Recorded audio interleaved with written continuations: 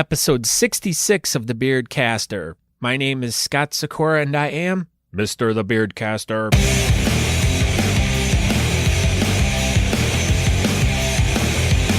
Welcome to a podcast all about beards, mustaches, and the bearded culture with all the fun stuff that goes along with it.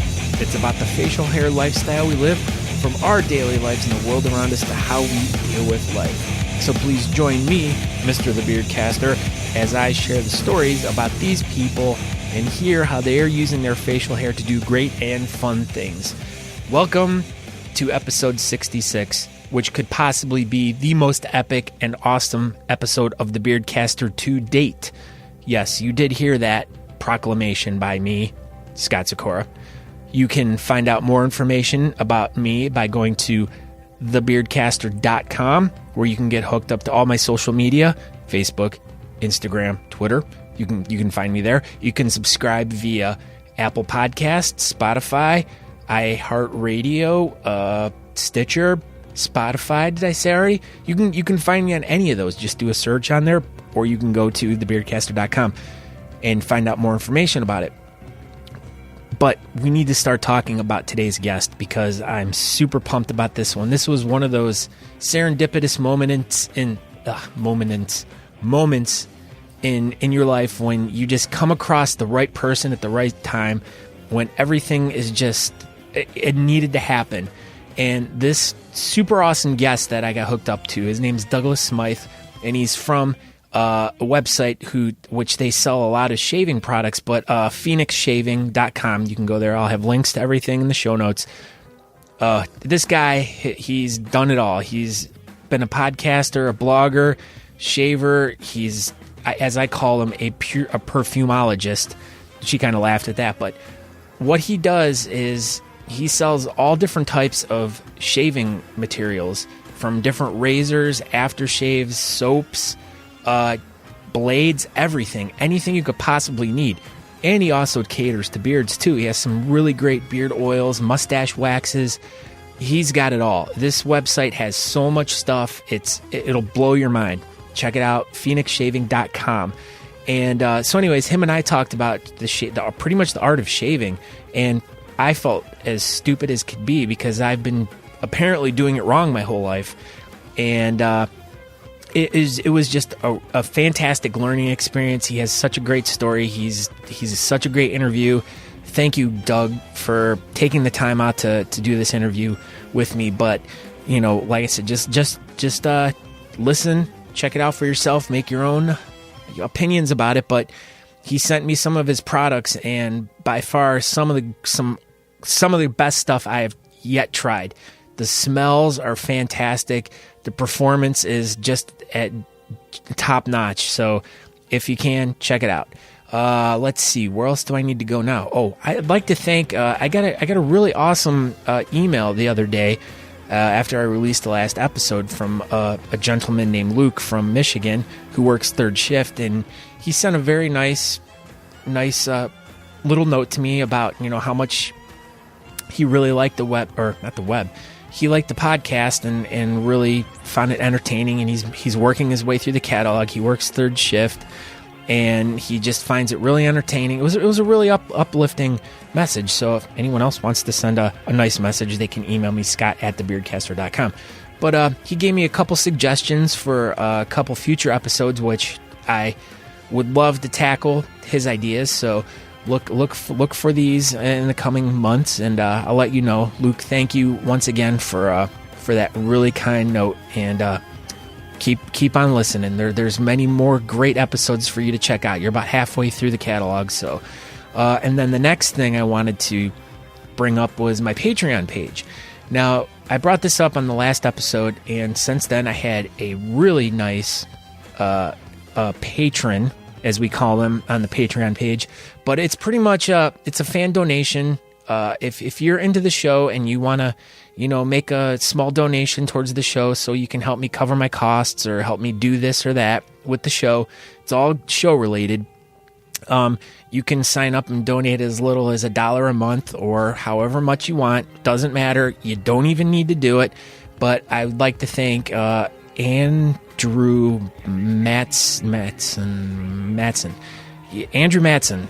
He donated this month. He has become my newest Patreon, so I wanted to give a shout out to him. And I don't know if anyone knows who he is. He's a newcomer. He's only been bearding for the past, or goateeing, I'll throw that in there, for the past 7 or 8 months. And we've that other guy whose name I don't use, and I have kind of taken him under our wing, and we're trying to guide him into the light of being a world-class goateer. So, but thank you, Andrew, for that, and your donations will be helping me get to places and paying for the things that I need to pay for to do this podcast. So if anyone else is interested, they can go to patreon.com/thebeardcaster and help me out. But once again, like I said, you don't have to do it. It's if you get value out of my podcast and you enjoy it and you can't wait every week to get the next episode, that's the person I'm looking for. But like I said, don't feel obligated. It's all up to you. If you want to do it, you can. If not, the podcast is going to be free. So take it if you will, whatever. So let's just dive right into this episode with Douglas Smythe. Enjoy it. Take away lots of information from this. You guys are going to get a lot of information. So make sure you listen twice, listen 3 times. Listen to this. There's so much good information in here. So I guess I will talk to you on the backside. We can discuss and action. That's me right there. Yeah, you got the killer beard, man. That's your beard tank is full. I know. Well, it's actually, I totally forgot too that, cause I just hit my 9th birthday on March 1st. Nice. So March 1st of 2009 was when I shaved it off completely. And then now I'm back to but I had originally started growing it like, I'm trying to even think. It was like 2001 or something when I first started growing. So and then I let it go. And then back then they didn't have shit to take care of your beard with. Oh, they did, but you just didn't dig for it. I didn't. Yeah. But I didn't know any guys that were doing beards and stuff. I mean, I live in a small town, so it was like I was like the guy that got stared at and pointed at all the time. Oh yeah. Oh, they thought you were homeless. Yeah. Yeah. So I didn't know how to take care of it right, and so it just sucked after about 5 or 6 years, and I just cut it off. And I'm like, I'm going to start it over, and I'm just going to try to take care of it better. And then it was like, all of a sudden, like all this stuff like rained upon me. It was like beard oils and soaps, and I'm like, holy crap, what is all this stuff? Yeah, there's a lot. It's fucking crazy. Yeah, it's like everyone and their grandmother is making beard oil now. It's really crazy. I know. My wife tried it for like about a week, and then she gave up. Yeah, you can't compete in that market. Yeah, no, it's ridiculous. But as I was like looking through your website and stuff, I'm like, how on earth do you have so much stuff on there? Yeah, nonstop action, my friend. You must be a busy guy. Oh yeah. So you're out I'm assuming you're located in Phoenix, right? Outside of Phoenix. Oh, all right. So what's the weather like right there right now? Oh, it's probably like 70 degrees. I was going to say, it must not be too warm because your ceiling fans are off and you're wearing a short sleeve shirt. Well, yeah, those, you got to keep them off though. I'm in the kitchen. They'll blow out my pilot light if I leave them on. Oh. But I don't know whose idea that was. But now I could be wearing shorts and flip flops right now, but this is our winter. So like if you have pants and boots that you like to wear, this is the time to do it. Yeah. Otherwise, so I mean, I could get away with it. Like this in Massachusetts would be considered spring.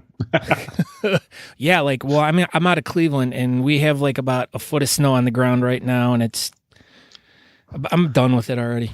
Oh, I am too. I'm originally from New England, and I just, until snow is flavored in 70 degrees, I'm not interested. I see snowmen, I just want to punch them, but yeah, I cannot stand snow. I mean, I was born in New England. Yeah. I should theoretically love this. I hate it. I don't even like winter sports. They just piss me off. So I mean, like, no, I wasn't built for that. Yeah, well, at the home of the clam chowder flavored snow would be good. I was thinking strawberry, but Yeah, well, my mind went to the clam chowder first off. Okay, so fair enough. With competitive bearding and like, especially for me, like I have a goatee, I'm always shaving and like trying to get like nice straight lines. And then there's the other guys that are always like, I mean, you would think that a bunch of guys that grow beards, it's not a heavily influenced shaving kind of thing, but I mean, for as artistic as these guys get, it gets pretty intricate. Oh yeah, no doubt. In fact, that's my argument all the time when you see some of these like newbie like beardos, like no shaving for me, shaving's for women, and it's like no. I was like, in order to have a bitchin' mustache, you must release the beast from the beard, and it takes a razor to do that. And same thing with a beard, like you got to shape that. I mean, especially if you're competing too, and if you're a policeman or in the military or a first responder, guess what? You have to shave. So I don't know if it makes you a man or not, but yeah, no. I always think it's funny though when they talk about shaving. It's like, yeah, you guys must be new to this because you got to shape it. Well, and I mean, a lot of police officers around this area, because of the weather, I mean, a lot of their departments let them actually grow starting in. They usually do like a starting in no shave November. And they'll raise money for charity, so they'll buy in to be able to grow. That's cool. That's cool. They don't do that around here. Yeah, so departments will, like, if you're an officer and you want to participate, you donate like $25 a week or whatever to let your beard grow, and they'll let it grow up until April and stuff, and then they take all that money and they donate it to a charity. So very cool. Very cool. Yeah, so I mean that's one cool thing about that. But yeah, I don't prescribe to the no shave November bullshit. I mean, obviously with your style too, you've been a trooper for many years. Oh yeah. Yes, I have. But I mean, I definitely promote, Movember and whatnot. Yeah. This is my fourth year doing that, and we've raised thousands and thousands of dollars now. So always happy to commit to that. But yeah, but the no shave, and honestly, the no shave November, I remember that, and that started off as a college thing. It was only college kids doing that. And then it turned to like, now people are confusing that for Movember. Yeah. Or people talk about it like it's the same thing, and it's not, Okay, today I'm joined with Douglas Smythe of the Phoenix Shaving, or explain a little bit more about what you do. Because I don't know exactly technically the name, because it's like, as I look at all your websites and all your social media and stuff, it's like each thing kind of has like a different little change of what exactly it is. So why don't you explain to me exactly who you are, where you're from, and what exactly you do. My business card says just Renaissance man on it. But I'm a perfumer by trade, a perfumer and an artisan soap maker. I mean, that's what I do for a living. And therefore I own phoenixshaving.com. But I also have many a podcast I've done in the past. Had a blog called How to Grow A Moustache.com, which is kind of defunct right now. I haven't really put much love or energy into it in the last couple of years because I've just been so busy. But I'm also a co-host of a morning traditional shaving show too, called I'd Lather Be Shaving, which is it's starting its second season very soon. But that's kind of like Car Talk meets Antique Roadshow meets American Pickers meets Wayne's World. But I mean, it sounds crazy talking about shaving. Like I hear myself saying it sounds absurd, but honestly, the show is like, it's like Car Talk. Like if you know about cars or not, you're still going to enjoy it and get something out of it because it's highly entertaining and the history is just awesome. Well, and it depends on the people bringing you. It's if you're obviously a captivating guy and you got it's the mustache. It's pitching. Well, yeah, and that's how we connect, because it's like the facial hair is right there, so it's like, oh exactly. Yeah, now where do people find that at?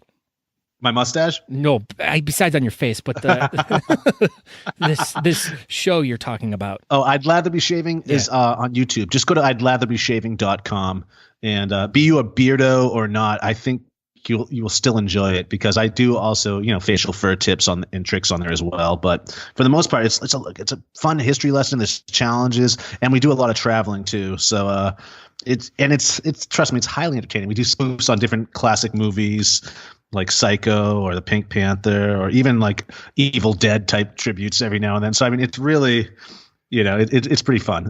All right, now I will put links in the show notes to all that, and to all the other stuff that Doug talks about and everything as we go through this whole thing. But like I said, his website has so much product on there. But we'll get to that.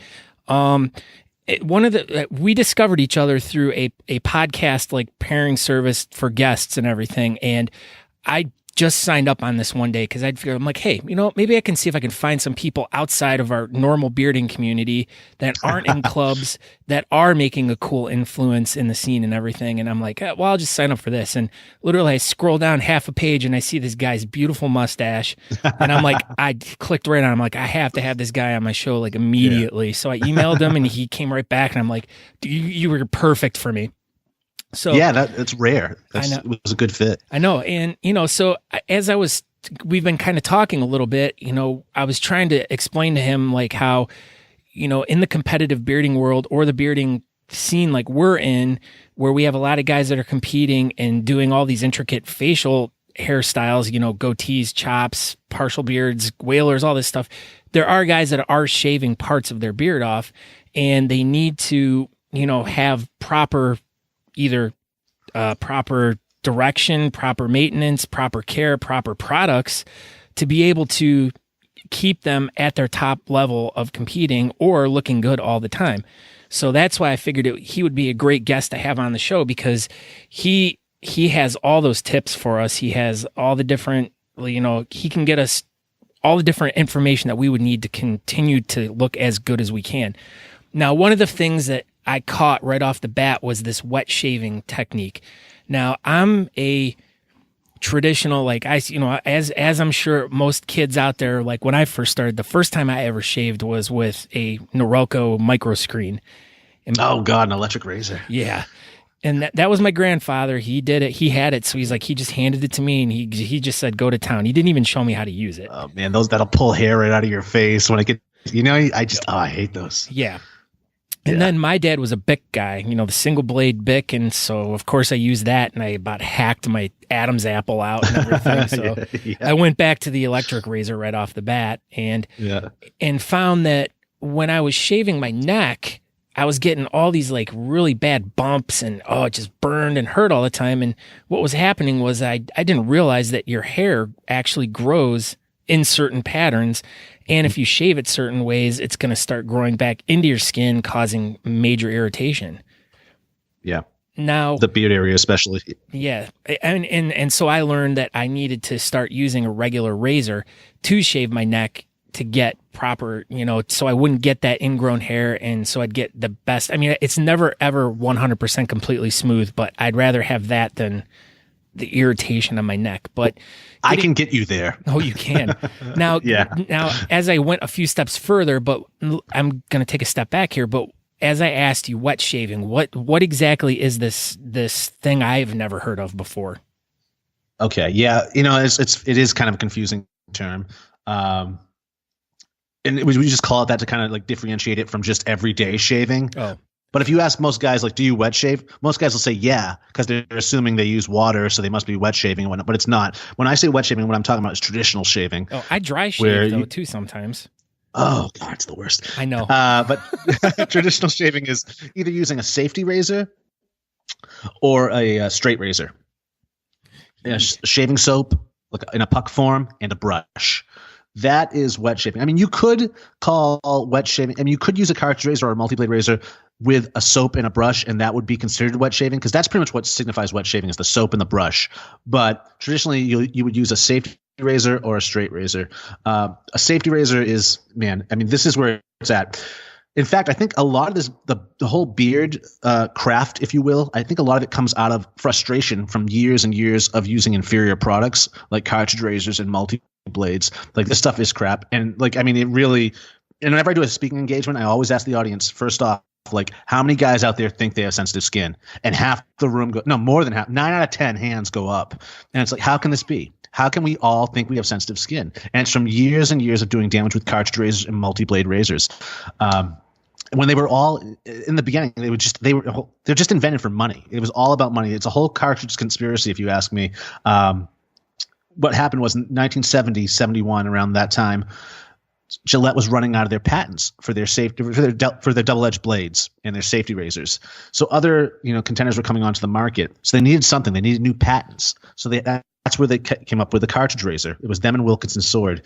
But they had enough patents on these new ones to hold them off for the next 10 years. So they went from like overnight $1 million company to a multi-billion-dollar company with these new patents on these new types of razors. But that's what was inspiring them, was the money and holding on to patents. Had nothing to do with a better shave, because as you know, the first blade cuts, second blade pulls it up higher, third blade cuts, fourth blade pulls that hair up higher. So by the time you're done with all those different multi-blades, that hair drops down below the skin where it's asking to be ingrown. You're asking for razor burn due to the fact that every time you drag one blade across your face, you're taking off a layer of skin. Now you're dragging more than one at the same time. So you're going to get razor burn, you're going to get bumps, you're going to get ingrown hairs. And none of these things existed before 1971 or 1970, before cartridge razors came onto the playing field. There was no products for bumps, for burns, for ingrown hairs, because they didn't exist. Double-edged razors and straight razors will not give you those things. Dude, you're totally bumming me out. You're making me feel guilty. I feel like a guilty shaver right now. This look on my face, I'm like, holy crap. You are making me feel like I want to just hide right now. I don't even want to like, wow. That was intense, man. It's for real, man. I've been on like a conspiracy podcast too, where this is all I talk about because this is another thing they did. At the same time they were pushing their cartridge razors and these multi-blade razors, they were selling double-edged blades still, but they lowered the quality of the blade, so they weren't as sharp. They were actually dull, forcing people to move over to cartridge razors and multi-blades. And good luck trying to find a double-edged blade out there in the world today. You might find one maker at your local pharmacy, if that. But I mean, like it's we have the internet to thank really for getting us back to traditional shaving. Oh boy. Okay, so now that's a tough pill for me to swallow. Now I will admit I am a multi-blade cartridge user, but that is only because I shave my head. And those work really good on that for me, I've discovered, but I've never tried a single edge blade on my head. Yeah, a double-edged safety razor will do wonders on your head. So will a straight razor, but you can definitely do a safety razor for sure. There's many guys out there that do it. I mean, it's a better shave. It's gentler on your skin. It's gentler on your face. Plus, again, for the first time in our young lives, we can finally customize the shave to our face. What I mean by that is there's hundreds of different safety razors you can buy. There's thousands of different blades you can find. You can pick your brand. Thousands of different soaps, hundreds of different brushes. With a cartridge razor or a multi-blade razor, you don't get that kind of choice. It's one size fits all. So of course, the majority of folks are going to have problems with these things. So like you can really fine tune it. And at the end of the day, I mean, shaving and male grooming is just an extension of style and fashion. And you know this, in particular, being a competitive beard guy. So I mean, these are all just other forms of other extensions of taking care of yourself, of projecting of what you project to the world. Yeah. I mean, definitely, because I mean, I've had people on before. I've had hairstylists and all different types of people, like different guys that have made oils and stuff. And I really try to dive deep into the science behind all of like why is it good for you? Why is this way better? And so now if I were to just start from square one and I was going to ask you, what is the best way to shave? You walk me through the whole process here. Okay. I would say, coming out of your niche where it's beards and mustaches, as you mentioned, a lot of you guys have to trim and shave and shape to compete. What I see happening is some of you guys do enter the safety razor world, but what you gravitate towards is what Merkur sells as a mustache razor. Have you seen that? No. It's a tiny razor. Okay, it's a tiny safety razor. It's double-sided. It's got almost like a triangular top where you have this thinner like side and then you have a wider side on the other side. So it's ideally to trim and shape around the mustache area. All right. Which is a great idea. The design is beautiful. However, the blades suck. They have no competition. Merkur is the only one making these things right now, so they don't really care. So they don't work. So stay away from stuff like that. It's like mustache combs too. Another thing that I think is just a total and complete money grab. A lot of the times they're too small. The teeth are too close that you end up pulling out your mustache. You pull out most of the bristles you've been working years on growing out because it's too tight. So I'm always pushing guys to use just a regular black comb with a 2-size teeth. That's the best bang for your buck when it comes to training a mustache. But I mean, you see all types of stuff out there. You see the wooden brush combs as well, and a lot of guys like those. But honestly, those in between the teeth, they're not sanded down, so they splinter real easy, which also I find pull out your hairs and your whiskers. So be wary about that. But if you want to start wet shaving, you will need a safety razor. Now this you can, well, I have starter kits on my site, but you don't need to shop with me. You can also go to eBay or just Google safety razor. But eBay has vintage ones too that shave just as good today as they did 75 years ago coming off the assembly line.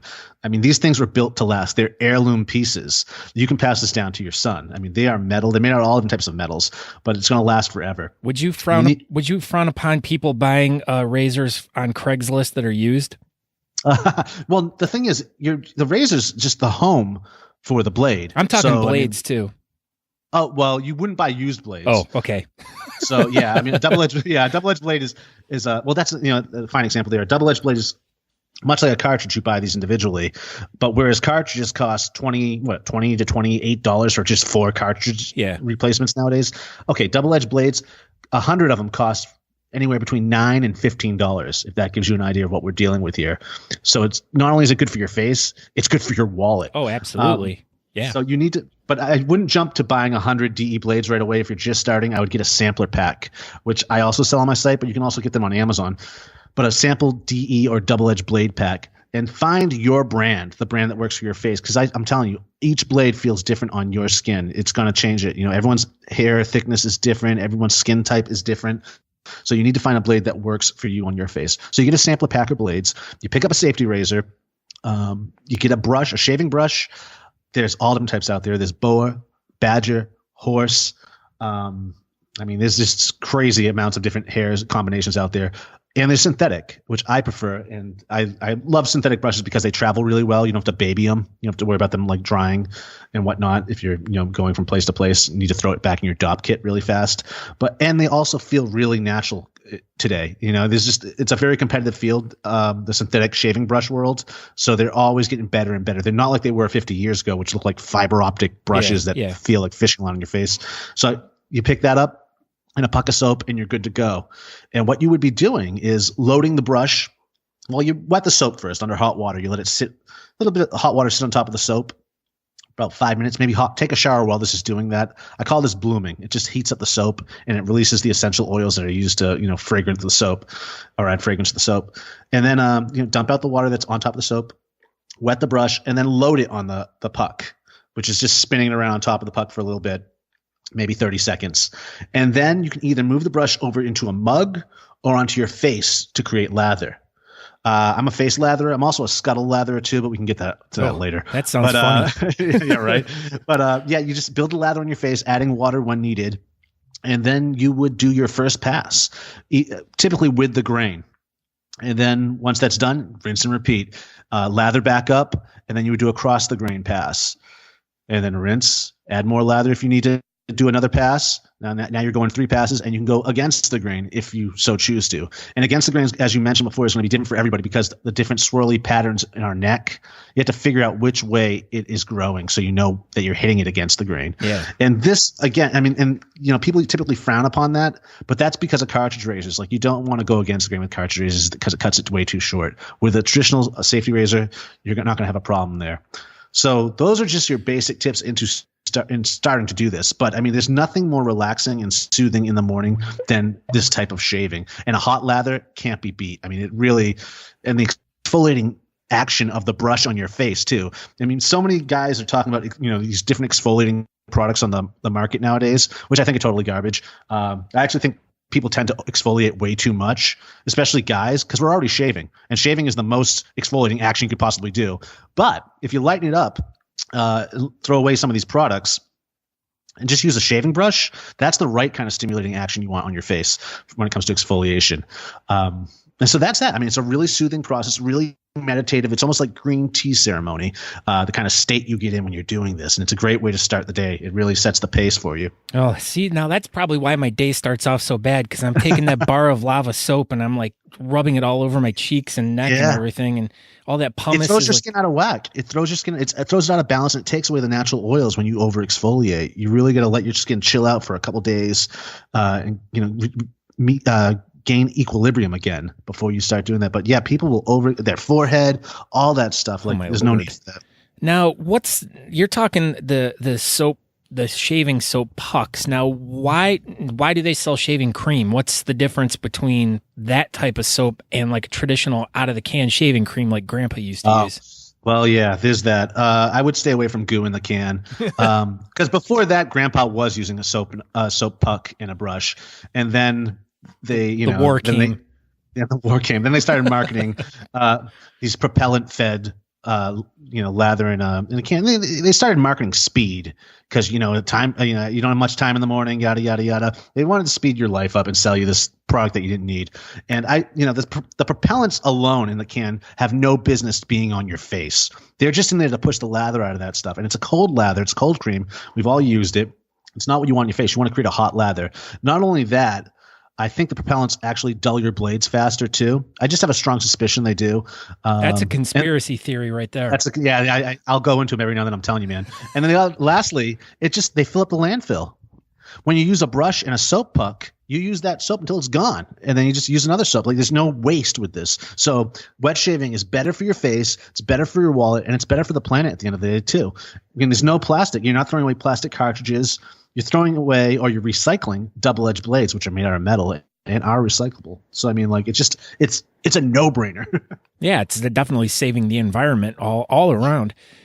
Now, how did you get started getting into, like, where did this interest come from, and then you just decided to dive like head first into, like, I mean, you're so extremely knowledgeable. Like I said, you're making me feel like guilty for like I've shaved wrong my whole entire life. And I'm like waiting to get off the phone here with you, and I'm gonna like run to the store and like try to buy something like a brush or something. I sent you something. You'll be getting something soon. Oh man, I'm like, like I said, I feel so guilty that I've been shaving wrong my whole entire life, and I feel like an ugly man. And it's like, no. We were all sold a lie. We were all sold a lie. It's true. I mean, we really were. I mean, they were, and this is just one example of how major corporations have been screwing us for such a long time. But this one is like, and that's it. That's how I get us. That stuff gets me off. I'm kind of punk rock in that regard, where I have to go against what they're typically pushing on us. But I grew up watching my dad shave traditionally on the weekends when he was home from work, and he would set up a little stepping stool next to the sink. I'd stand on that and watch him, or he'd give me his extra razor without the blade in it. Yeah. And he'd lather me up, and he would be showing me how to do it and whatnot. And so that's really good. Just like, I just remember my dad doing it. I remember the smells. Remember the barbershop smell when you were a little kid too? Like that stuff it's so nostalgic. It's so masculine, and it takes you back to this place. And we're at this point in history. I'm with that with like Old Spice. Like that is like, oh yeah, that is like my childhood. My grandfather, my dad. I wore that. Like, I mean, I still try. I throw it on every now and then till my wife punches me and tells me to take it off. She doesn't want to be like making out with my dad. Oh, that's the thing is I used to rock it.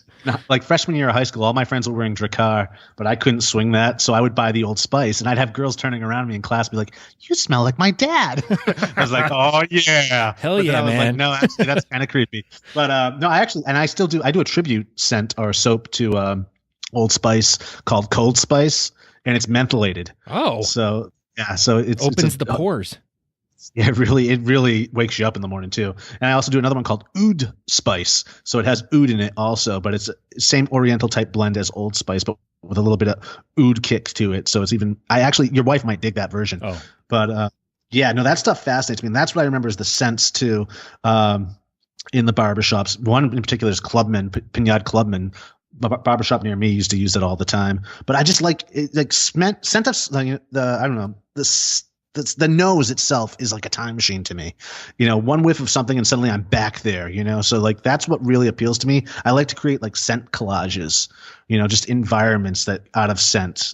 If you look at my site, I have, just stuff that'll take you everywhere. I even have one called The Beach that it smells like the beach in 1988. Like Bo Derek from 10 is coming out of the water. Like you will have that experience. I also have another scent aftershave and soap called Dirt. Guess what that smells like? Dirt. Oh, I was gonna say Alice in Chains. You captured the Alice or the essence of Seattle grunge. Yeah, exactly. It smells like spent needles, but no, it smells exactly like clean, if that makes sense, potting soil, but like dirt. Like, and people love that, So I mean, there's a scent for everything out there. That's another thing that pulls people into this hobby is just all the different places you can go with the scents. It's magical. It's like beard oil, actually. I mean, you're doing that with beard oil, and you're doing it with the vaping too. You see that happening. It's the same thing. You can customize that. You can get that scent you want in shaving as well. Well, yeah. I mean, and I'll tell you this, like for all the years, and everyone that's listened to my show knows that I've had this issue where I've tried hundreds of different beard oils, and my body obviously has this like weird reaction to it. And I don't know if it's something to do with my personal chemistry, but I'll put it on, and within a matter of, I don't know, an hour, it starts smelling like used cooking oil almost. Oh, that happens with beard oil. I'll tell you why. Well, hold on. I'm going to give you a good plug here. So you sent me a bottle of this oil, and I like look at it and I'm going, oh my gosh. I'm like, there's like a list of like 6 different carrier oils in here. And I'm going, wow, that's a lot compared to what I've seen before. But a lot of them were ones that I've never seen before. And there were also ones in here that usually, or there were ones that are in normal oils that weren't in yours. So I was like, I'm wondering if this is going to be the one. I'm finally going to find the one that does it. And so I shake it up and I put it on, and lo and behold, 7 hours later, it smelled exactly the same. I was okay. And I hate to use an expletive here, but I was fucking floored, dude. It was nice. This is the shit that I've been looking for like years. That's good. That makes me happy. Well, I'm a perfumer making beard oil, so the one thing that's going to be good about it is it's definitely going to hold its scent for a long while. But yeah, the reason why some of these smell like cooking oil after a while is because a lot of the time the oils that people are using have gone rancid. They typically buy gallons of different oils and keep them on their shelves and use them when they need to make their beard oils with. But so much time can go on, depending where you're storing this and how much shelf life that has. It goes rancid half the time. So you end up mixing these rancid oils and then adding a few squirts of essential oil or a fragrance oil on top of it. But the rancidity will always come through. Now, how do you know? Now, how does someone know? Like, because I've talked to a couple different companies, and they're like, "Oh yeah, our stuff has like a 2-year shelf life, or our stuff's only good for like 3 months, and then throw it away." I mean, yeah. How does one know? So a lot of times you don't. You have to look see what oils are in it. Different oils have different shelf lives, and so I mean, if that really interests you, I would just Google research the different oils that are in the different products that you see on the ingredient label of the beard oils you're using. Because again, yeah, I mean, fractionated coconut oil is awesome. That stuff will last forever, like years. So that's when I don't use that anymore, but I've used that in other products. But see, that's the one oil that I thought, like my wife and I were doing some research, and that seemed to be that coconut oil seemed to be the one that was present in everything that was causing this change. It may have been present in it because it's a great carrier because it has such a long shelf life, but it's the other ones like argan oil that goes bad really fast. Kukui will go bad. They all go bad. I've seen so many oils go bad because again, since you're creating a product, you're buying it in bulk, but you don't end up using it as much. The best way to, is keep them in the fridge. Keep everything in the fridge. That's what I do at my shop and whatnot with oils, because you can't use it fast enough a lot of the time, and it will go rancid. And you can't hide it under these scents, under these fragrances, because the rancidity cuts through. That's like our noses are meant to pick up on stuff like that. It's like it's a safety function as being a human being. You'd be able to pick up on that. So it'll always cut through. I've noticed that too. It blew my mind. And I didn't know what it was back in the day, but I knew it was there. Because they all smell like that. They all have that when an oil goes rancid, they all have that same rancid type smell, like a cooking oil, like you said. Yeah, my wife calls it fish, and she's always like, I come in for a hug, and she's like, oh, turns her head, she's like, get away from me, and I'm like, but I just put this on like an hour ago. She's like, yeah, it smelled really good before you put it on. It smelled good out of the bottle, but then it was like, but with yours, it was like. It was so I all day long I was just like, it kept lifting my beard up into my face. I'm like, and the thing is it like it almost seemed like the scent changed all day long. Like you gave me the Atomic Rum Bay, and like I number one, I don't smell rum in there. I smell more atomic than anything, or maybe a bay smell, but not like Old Bay, the seasoning for you put on your seafood and stuff. But oh yeah, no, it's a different bay. It's a West Indian Bay, so it's a different species. That's what I thought. Yeah. That's my second guess. But to me, it had like this real, like, it had a clovey smell to it first thing, and then almost like later in the day, it almost had like a citrusy smell to it, and then by the end of the day, it was having like more of like a patchouli-ish, cedary, like earthy smell to it. You have a great nose. You have a really good nose. That's pretty much a lot of the notes that are in there. Oh, wow. A good perfume or cologne or aftershave should function like a 3-act play, where you have different players that come forward and supporting actors and whatnot that will appear throughout the entire play. That's the same thing with different scent notes. Like you'll have your top notes, your mid notes, and your bass notes. I mean, I look at perfuming like writing a piece of music or writing a play, and that's what it is. It's not one dimensional. Wow, so I feel like I got my coolness back from the bad got it shaving. back. I was like, as soon as you said that, I'm like, holy shit. And I'm like, man, do I know something? I guess I'm like educated through like, it went through up my beard and into my skin, and like now I'm smart. Yeah. But yeah, no, I was like, and I keep like, I don't use oil every day, but for goodness sakes, like I've been putting this stuff on like almost every day, and I've been loving it. So you would suggest to anyone that's out there, like if they buy an oil and they like it, or if they buy an oil, to store it in the refrigerator? Yeah, it depends on the oil that they have in it. I mean, if they can't make it themselves and they're buying it, some oils will solidify like a butter if they put it in the fridge, but some others won't. I mean, that's not bad either. I mean, if like you put it in the fridge, take it out, when you get up in the morning, and then after you're done brushing your teeth or whatever, before you leave the house and putting the oil in, then it'll melt by then. You'll be able to use it. I personally don't use beard oil during the day. I like to use it at night before I go to bed, like while I'm watching TV. Yeah.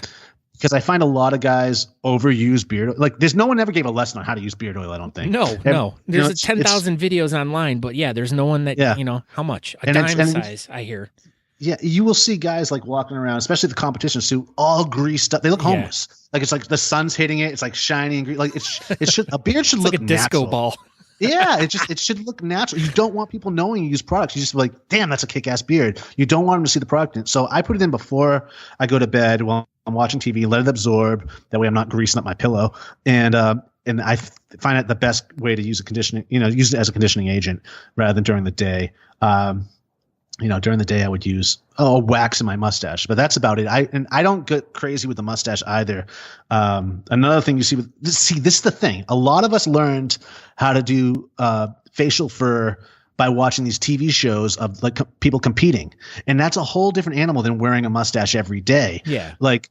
You see guys getting it way wrong where they're like doing these insectoid type mustaches, like they're about to hop on stage and compete. They're trying to, get the attention of the audience and the judges. So they have these whacked out extreme extremities.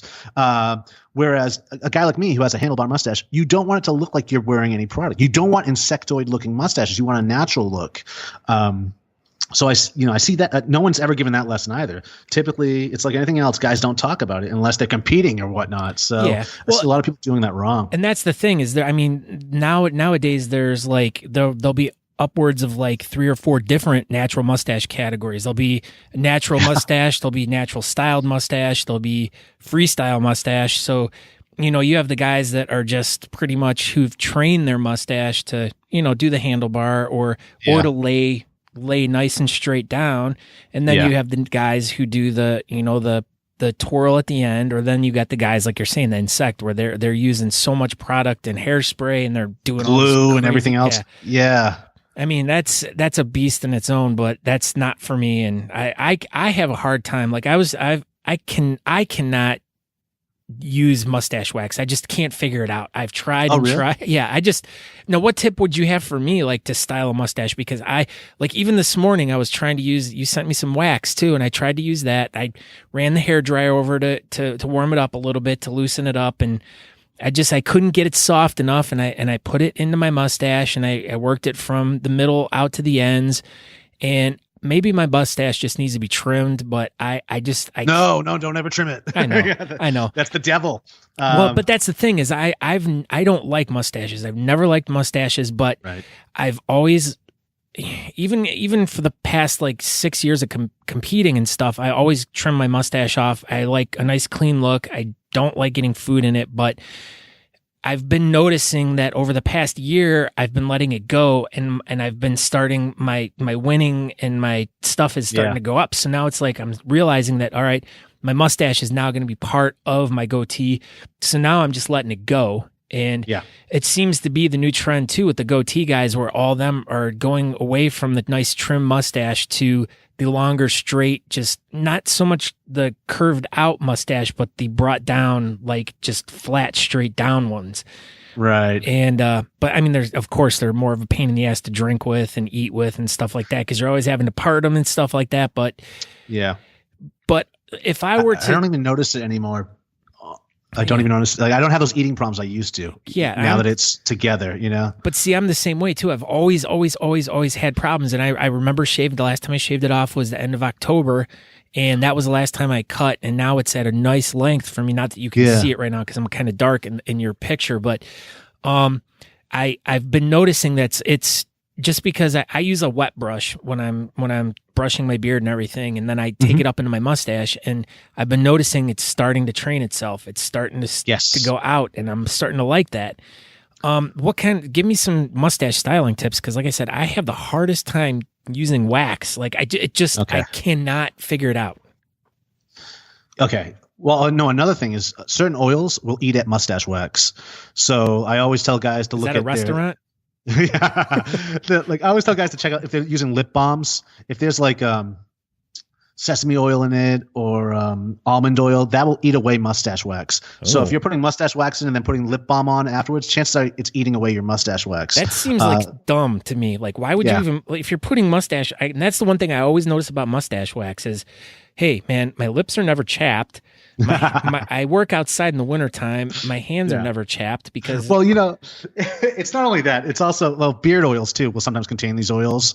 So you're inadvertently removing wax is what comes down to. But what I recommend is picking up an alum block. Whoa. It's an old barber's trick. It's the world's first aftershave.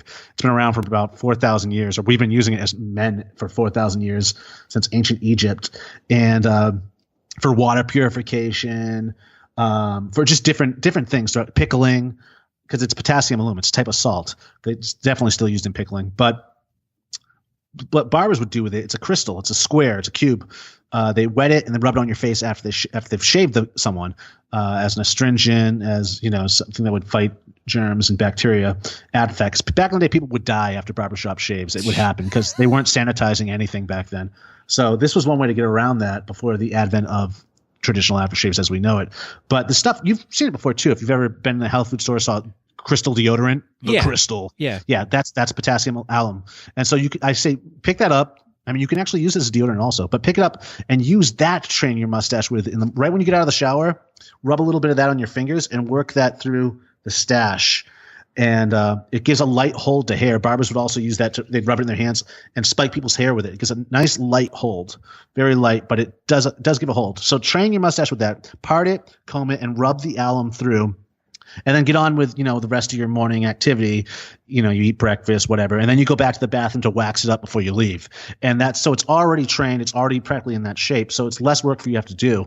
And then the mustache wax I sent you, it is a hard wax. Yeah. But you will find as you use it, it gets softer. I don't know why that is, but it always happens to me. So you don't need a hairdryer. You don't need hot water. You don't need a light. I've seen people do all types of stuff. What you just do is you take your thumb and bulldoze over the top of it. And, it's you probably already know that, but it scrapes it off a little bit. And then you just emulsify it between your fingers by rubbing it back and forth. And that'll soften it enough. And then just work it in from the center. I do one side at a time, but the center, it's lightly here. It just gets tighter towards the ends where I really want the wax. Yeah. But I never twist either. Twisting is the devil. And that's like a big misconception. People always think you're supposed to twist wax into your mustache. Don't do that because you're setting up your hair like a spring during the course of the day. It's going to unwind because all that tension you've created. So bend it. The trick is to bend the mustache up. Clump it together with the wax, but bend it up. That's how you want to treat it. And don't overuse the wax. You don't want it to look like insect antennae. You want it to look natural. You don't want people to know there's product in there unless you're competing. Yeah. That's a whole different animal. I'm talking about for the everyday man on the street. Wow.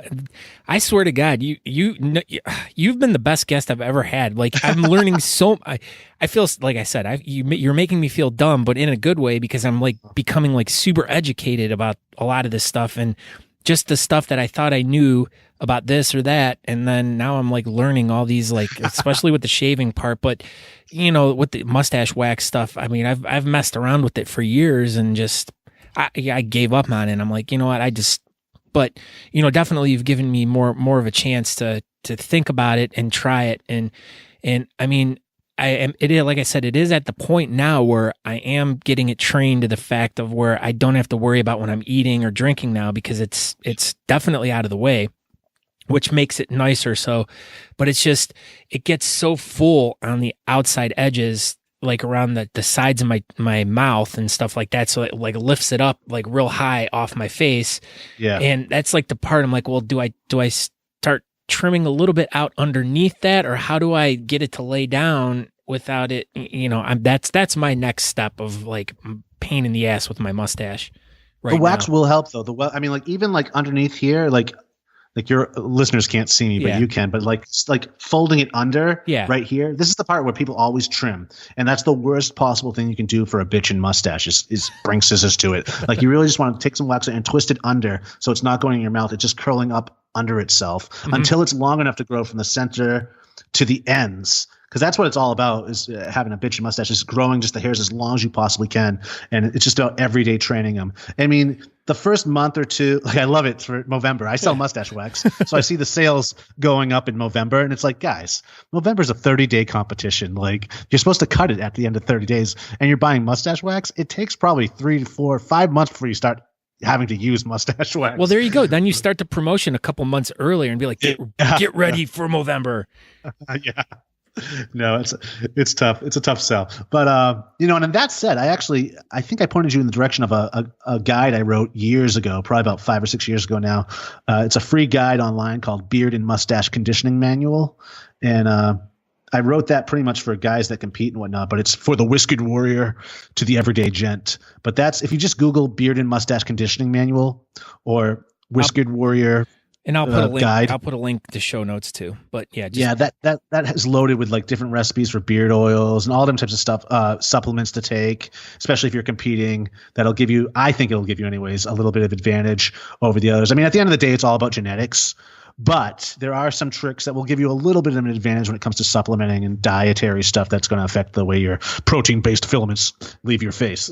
Jeez, you sound like a car salesman right there for a second. I know, right? I go WWF mode every now and then. Hey, you got to. Hey, you got to get your point across. So, well, I was also writing, way back in the day, I was writing the blog How to Grow a Mustache. So I would go to these competitions. I'd be interviewing these guys all the time and whatnot. So that's how I was exposed to a lot of this stuff. It's just from having that blog. Now, did you ever do any competitive mustache or bearding stuff? Did you ever compete, or just mostly as a spectator, or to learn more about what it was about? As a journalist, I would show up to write about the competitions. So I would get pulled into stuff there, or I'd be a judge here and there, but I'd just be backstage hanging out and picking up stuff, tips and tricks, and putting it in my back pocket pretty much and leaving with that. But I would never called myself a competitor, but I was, friends with a lot of them, interviewed a lot. Well, it is a fun lifestyle for definitely sure. I mean, and like I said, for all the years, almost 20 years that I've been growing, today I just learned something, a lot of stuff completely new. And another thing that you did send me too. Well, you sent me two other things that I wanted to talk about. This the mustache wax remover and conditioner. I have never heard of this before. Now, exactly, I'm the only person that makes that. And I'm like, holy crap! I'm like, you got the market cornered on this. Now, what is this? That is we call it Wicked Cookie Duster, and that's one of my oldest products, but that's a mustache wax remover and conditioner. So it can be double as a beard oil, but it's primarily its first function is to remove wax at the end of the day, because the wax stays in there and it will build up. And even with shampoo and conditioner and whatnot, it's not going to get all the wax out of there. I mean, especially if you're using different butters and oils as well, stuff will cling in there. It'll make the mustache heavy. So you want to constantly be cleaning that. And one way to do it is with that oil. So you would just comb it through the mustache and then leave it on as a conditioner for the rest of the night. And don't worry about it. But it's going to comb out all the wax and buildup that's in there. Oh.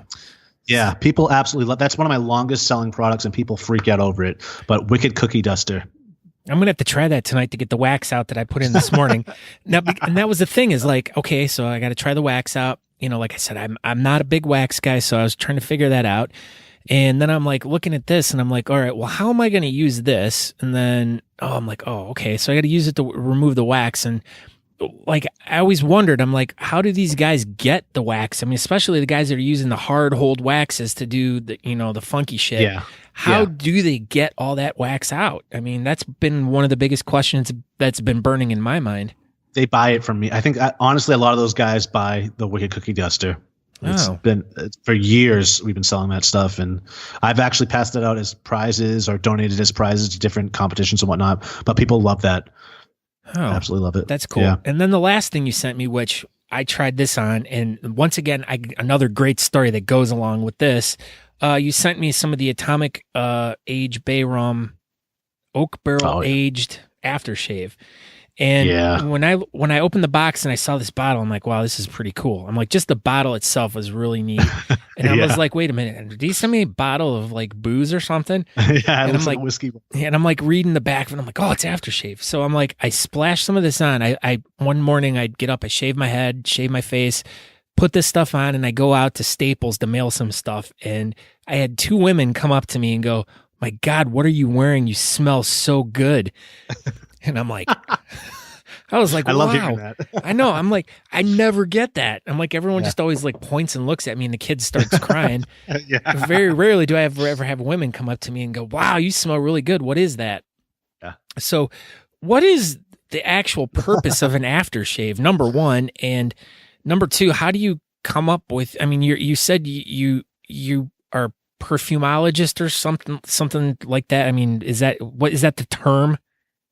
A perfumer. A perfumer. Ologist makes it sound more scientific. Yeah, no, I like that. I actually might start using that. But how do you get interested in mixing perfumes, or how on earth do you come up with your scents? Like, going back to number one, what's the purpose of an aftershave, and how do you come up with the scents for all your different products? Okay. Well, an aftershave, the original intention for aftershave wasn't about scent. Scent is purely like a new thing. It's secondary. The primary goal when using an aftershave was as an antiseptic, because again, back in the day, barbers weren't sterilizing stuff. They were using the same brush on everybody, the same razor. They were just rubbing it, cleaning it off with a rag and shaving the next guy. So people would leave with, just different things on their face, and you had to use an antiseptic. You had to splash them with alcohol. So they were typically alcohol based with a light scent. And so historically, the scent of an aftershave would probably last 20 minutes, nothing over an hour. What I do is I've created something I call aftershave / cologne. It's a 2-in-1. Mm-hmm. It has all the face saving ingredients of an aftershave, but with the all day staying power of like Barry White. You'll 8 hours later, 10 hours later, you'll still smell that scent. So you don't need to use a cologne. Plus, you don't have to worry about clashing a cologne with an aftershave anyways if it's 2-in-1. So that's what I do differently with mine. How I got started with that, actually the first scent I ever created, the first perfume, perfume I created I was about 8 or 9 with my chemistry set. And my mom still has it to this day. I don't know what that says about the quality of it, but that was the first one I ever. I was also making bombs too, I assure you, with my chemistry set. But I happened to find that recipe in the book of, the chemistry set book, and I was like, oh, let's try this out. So I made it with fresh roses. So that's when I first really got kind of my first exposure to it. But when it comes to scent creation, I just I look at scents. I collect essential oils and fragrance oils and look at them as like different colors on a palette, like a painter's palette. And that sounds so freaking pretentious when I say it out loud, but that's pretty much what I'm doing. I'm trying to paint an experience with smell, which is the strongest scent in the body. I mean, like nothing competes with your sense of smell. So, I mean, I'll wake up in the morning with something in my mind and I'll have it made by the end of the day. Or at least have a good idea of what it's going to smell like.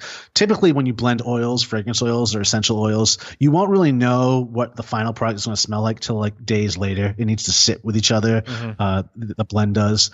It needs to mature for at least a week before you really get what you're going for. So that you have to do like a few different batches and hope that one of them nails what you're trying to do. Yeah. So it's a lot of trial and error. It's a lot of, chemistry. I also do distilling too, where I distill my own essential oils out of biomass or different, plants and whatnot in hydrosols. Jeez, man, you're high tech over there. I'm really into it. You're like, I hope you said you're out in Arizona. You must be like out in the middle of the desert on this testing ground, like Area 51. Yeah. Actually, it's probably Area 49. Yeah. 42. Oh, so you got this whole compound. But yeah, that's what I noticed. Like as I was like looking through like your beard oil, number one, I clicked on that, and then next thing I know, I have like 4,832 different scents. I'm like going, holy crap! I'm like, my mind was about to explode. Like how? Well, we give you all those. Yeah. Like how on earth do you like keep it all straight? Like and then on top of that, don't you like pretty much like every product you have, you can also replicate that smell in each different product, right? That's pretty much what I do. Yeah. Like that's what's going on with our beard oils. That's why I give people options for our beard oils so they can pair it with our aftershaves, our deodorants, or our shave soaps. Very cool. Yeah, it was like I was like thinking, I'm like looking through this list. I'm like, I wouldn't even know, like if I were to find this website, I wouldn't even know where to begin to like pick which one would probably be the best one. Now, if someone were to go on your website, like after they're done listening to this, and they wanted to pick up a beard oil, which number one is a 2-ounce bottle, and number two, they're very extremely affordable, like a lot less than all the other companies out there, and you're getting twice as much. And and like I'm attesting to, the quality is out of this world, and it gets my endorsement. But where would you push someone? Like, what would be the first thing for someone to try? What would be like a good entry level scent for someone that wouldn't be too over the top, or something that would be something along the lines of, hey, this is something that I'm already used to, or similar to something? Because I mean, like I said, I've tried tons and tons of different stuff, and there's some stuff is just so like, ooh, it just you can't get rid of it for days. Oh yeah, I know that. Your stuff is it's so subtle, it's there, and like I said, it just, as the day goes on, the transformation just goes, and it's like, but it's never like over the top more than I need it to be, or it's just perfect. Thanks, man. It does what you want it to do. Yeah, I'm giving you like a virtual hug right now for making an awesome product. No, I appreciate it. And the thing is like, I'm not a bullshitter guy. Like if I don't like your product, I will tell you. And I know a lot of guys that, send me stuff and they want me to review things. And I'm like, I don't review stuff. I don't like reviewing stuff because 95% of the time I don't like it. Right. And 5% of the time it's like, I fucking love it, And then there's that 1% where it just like hits it out of the park, and you're like, holy crap. And this is that 1% where it's just like, and I'm not trying to like do an infomercial here, because it just literally, when I open this stuff up, and it was never intended for you and I to get together to do like a product review or anything. I was more interested in everything that you were doing with shaving and all that stuff. This stuff just all kind of came into it on the backside, because you're like, oh, well, I got some stuff I'll just send you. You can try it out. And I was like, all right, hey, cool, whatever. And I'm always about trying out stuff.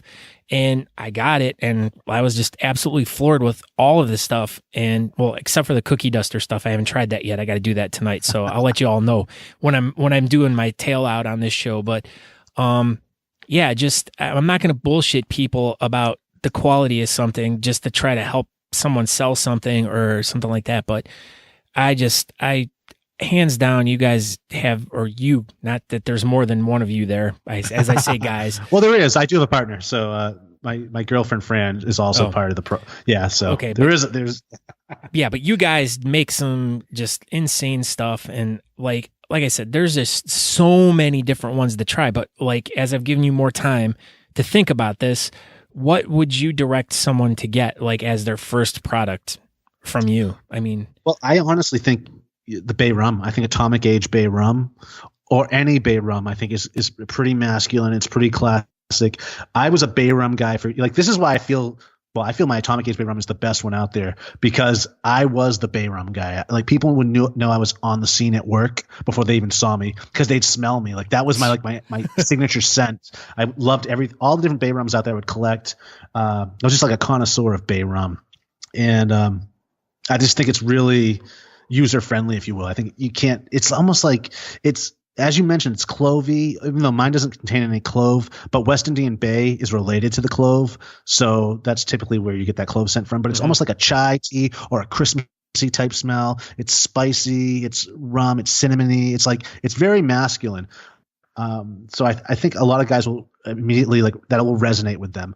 But then I have other scents too. Like, I mean, if you are an Old Spice guy, I'm telling you, like Oud Spice is very good. Sangre de Drago is another one I have, and that is dragon's blood, sandalwood, and oud.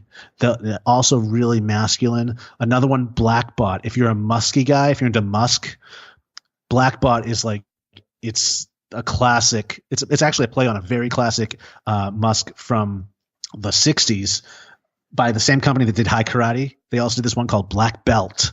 And so I was like, I got to redo that because it's just magic in a bottle. You can't find it anywhere anymore. You really can't find it anywhere. So I was like, I need to recreate that. So I did my best to recreate this homage to it. And actually, let me find – I have a bottle of it right over here. This is the original. Hold on for one second. All right, yeah.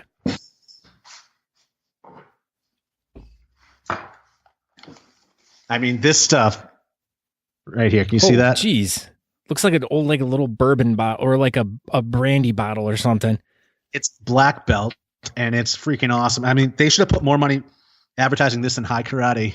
They did back in the day because this stuff is the bomb. But yeah, if you're into musky stuff, like pick up my version of Black Bot, or rather get that scent, get the beard oil in that scent, and you're going to be in heaven because this is inspired like an entire episode of I'd Lather Be Shaving.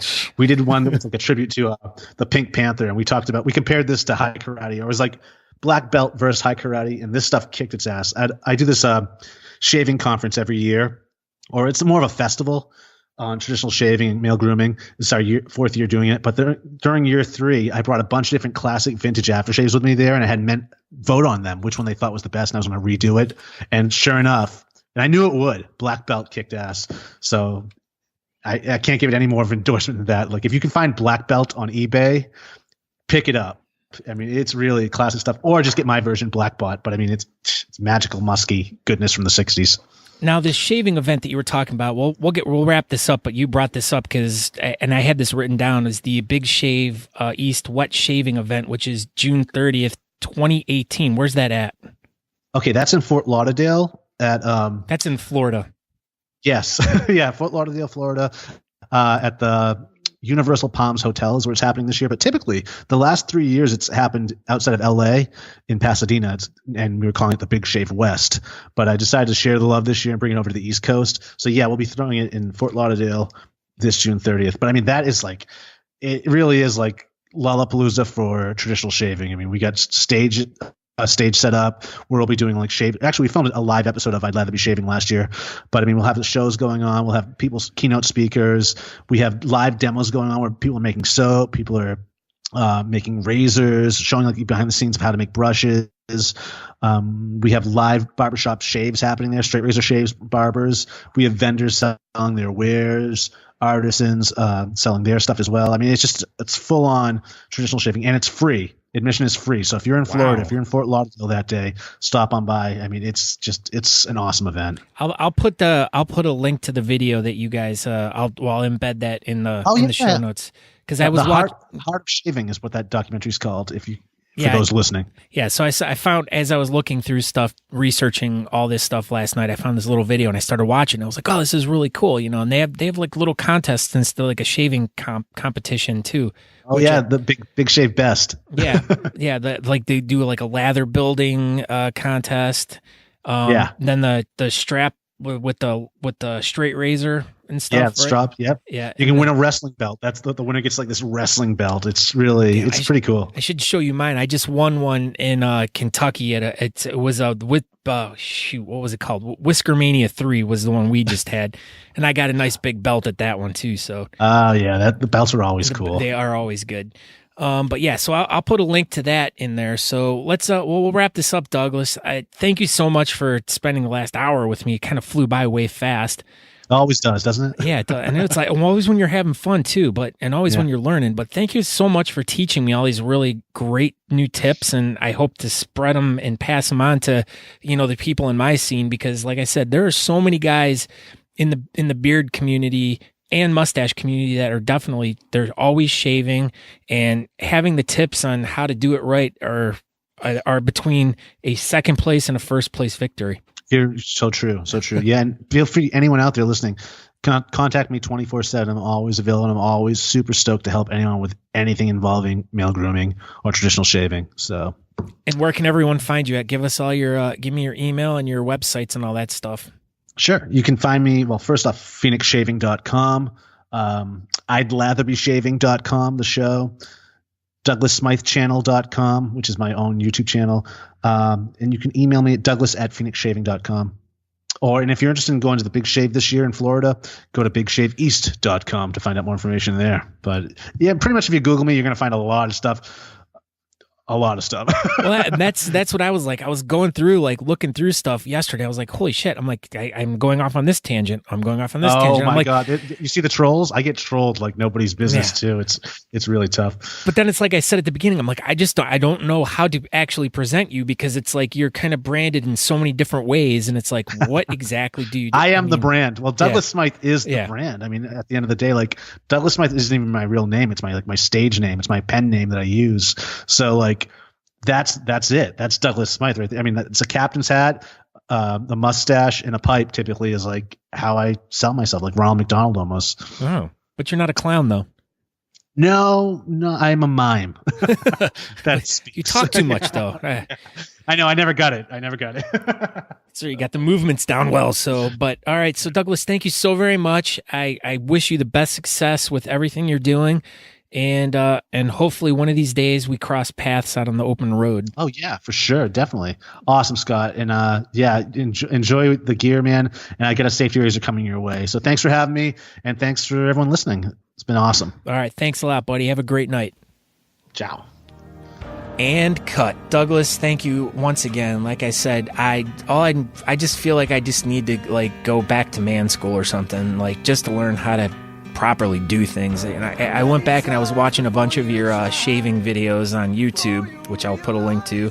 And I felt like, wow, I didn't realize there's so much to it. Not meaning like you have so many things to do, but the science behind it just, I've always just been that, hey, shave real quick guy and just go. But when you're really like guys like us, where we're into competitive growing and stuff like that, and when your style really depends a lot upon how you shave, this is something that we really have to take into consideration now, because if you want to go out there and present yourself the best you can, you have to shave in the best possible ways you can and get the best lines, best shave. And and even the after effects of shaving, the aftershave to make sure your skin's absorbing all the proper nutrients and stuff like that, and the oils and stuff like that. You can't go into a competition with all this red bumpy skin and stuff. You got to go in there looking the best, and this stuff will make you look the best. So thank you once again, Douglas. phoenixshaving.com is one of the many sites that he gave us, but that one will take you to all the different products he has. Like I said, check him out. He sent me some stuff. Truly, truly, truly great products, great scents, just something completely out there that's totally different than anything that you guys have smelled or tried yet. So please, give them a try. And so other than that, like I said, all the links to everything we talked about will be in the show notes. So you can go to thebeardcaster.com to find out more information about myself, the blog, this episode. You can also find me on social media, Facebook, Instagram, Twitter, and feel free to email me, scott@thebeardcaster.com. Check out my Patreon. Once again, patreon.com. That's patreon.com/thebeardcaster to go to my Patreon page. If you want to make a donation, please do it. If not, it's cool. We're still friends. I'll still buy you a beer sometime when we're out and about and I run into you. But I guess we'll wrap it up on that note. Thank you to everyone that's listened. Thank you to everyone that's shared. And welcome to all the new listeners and all the new people who've discovered this podcast. I thank you so much from the bottom of my heart for supporting me and supporting this podcast. We'll see you out there somewhere on the road. Don't forget to hug your favorite bearding guy out there or mustache guy, because they have feelings too. Just, you don't need to hug the Chops guys or the Donegal guys, because they're nobodies out there. So always remember, the goatee's number one, #Team Goatee, and we will be talking to you guys soon, and I hope that was a joke, Donegal guys. I do love you guys. I just want to give you a hard time. And chop guys too, but poop on you. All right, so we'll talk to you next week, and ciao.